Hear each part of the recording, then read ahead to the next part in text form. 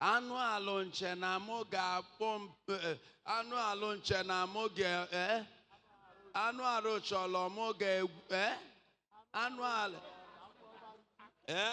anụ alụ chọrọ m ka nsewa asị. Anụ alụ nchọrọ ka nsebe asị. Anụ alụ nchọrọ ka nzube ori. Anụ alụ nchọrọ ka mgbọba ntu. Anụ nke ịkpọ ntu a na-afụfa. Okwifu nke ịkpọ ntu a. Ọ ya bụ problem.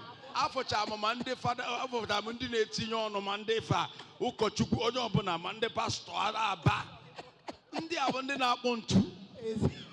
Ozugbo ekwu nwa na oge mgbe a na-akọ ihe ndị ọzọ, anụ arụ nchọrọ ka nzugbo asị no problem, ọ dị oge. Anụ arụ nchọrọ ka nkwabi iko, no problem. Anụ arụ nchọrọ ka anụ arụ nchọrọ ka nlụbọ ka nzugbo oli. Anụ arụ nchọrọ ka nkwabi asị no problem. Ozugbo echi anụ arụ nchọrọ ka mkpọba ntọsị gbanyụọ egwu a gbanyụọ ya. Ozugbo ọ daba inyere Udoma. Ebe ka isi wepụta onye gwa gị gụọ ịkpọ ntu ahụ bụ problem. Amen. A na-egwu ahụ pịa anyị agụli m isi ya. Ọkwa ife egwu a bụ ihe kwesị this time around. Exactly, sir.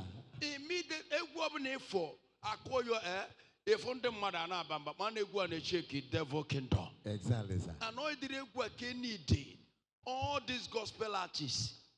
Ndị otu Chineke ọ dịrị egwu a kedị maka mgbe akụlụ dịrị egwu a bụ na 1960 na 70s na 80 mgbe mpachi ọbasifa na-agụ egwu gasị a na-agụ egwu otu ị na-ebe akwa ihe la onwe gị a na-emeghọ ọtazame ịna onwe gị anya otu a ejebe nkwupụta jebe chi Chineke esi Chineke emelụ m nka emelụ m nka emelụ m nka mana kịta ndị mmadụ adịghị ejezi nkwupụta onye ọbụla jizi aka ya ekwupụtala onwe ya.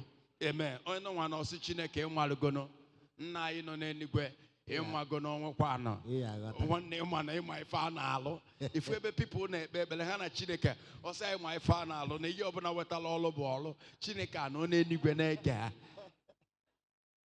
So egwu afọ ịfọ bụ #1 music of the year.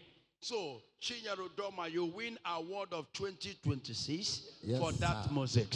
Yes, sir. So we congratulate you. Carry on. Onyo ne wenya megene na webe na akpọ na egwu ahụ pia. Because egwu afọ unu suppose itinyelu m ebe